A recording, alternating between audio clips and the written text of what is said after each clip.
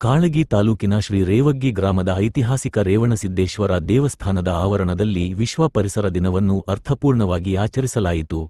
ಅರಣ್ಯ ಇಲಾಖೆ ಹಾಗೂ ರೈತ ಸಂಘಟನೆಗಳ ಸಂಯುಕ್ತ ಆಶ್ರಯದಲ್ಲಿ ನಡೆದ ಕಾರ್ಯಕ್ರಮದಲ್ಲಿ ಸಸಿ ನೆಡುವ ಮೂಲಕ ಪರಿಸರ ಸಂರಕ್ಷಣೆಯ ಮಹತ್ವವನ್ನು ಸಾರಲಾಯಿತು.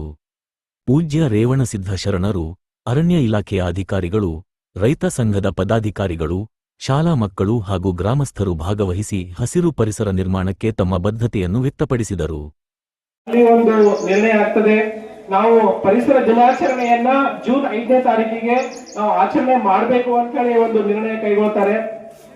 ಅದೇ ರೀತಿಯಾಗಿ ನೆಕ್ಸ್ಟ್ 1973ನೇ ಇಸ್ವಿಯಿಂದ ಜೂನ್ 5ನೇ ತಾರೀಕಿಗೆ ಪರಿಸರ ದಿನಾಚರಣೆಯನ್ನ ನಾವು ಮಾಡ್ತಾ ಬರ್ತಾ ಇದೀವಿ. ಇಲ್ಲಿವರೆಗೂ ವಿಶ್ವದಲ್ಲಿ ಈ ಒಂದು ಪರಿಸರ ದಿನಾಚರಣೆ ಮಾಡುವ ಭೂಮಿಯನ್ನು ಹಸಿರಾಗಿಡುವ ಸಂಕಲ್ಪದೊಂದಿಗೆ ರೇವಗ್ಗಿ ಗ್ರಾಮದಲ್ಲಿ ವಿಶ್ವ ಪರಿಸರ ದಿನವನ್ನು ಅರ್ಥಪೂರ್ಣವಾಗಿ ಆಚರಿಸಲಾಯಿತು.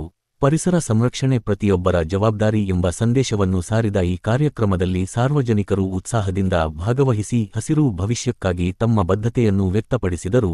ವರದಿ ಶ್ರೀಶೈಲ್ ತೇಗಲ್, ತಿಪ್ಪಿ ವಿಷನ್ ನ್ಯೂಸ್.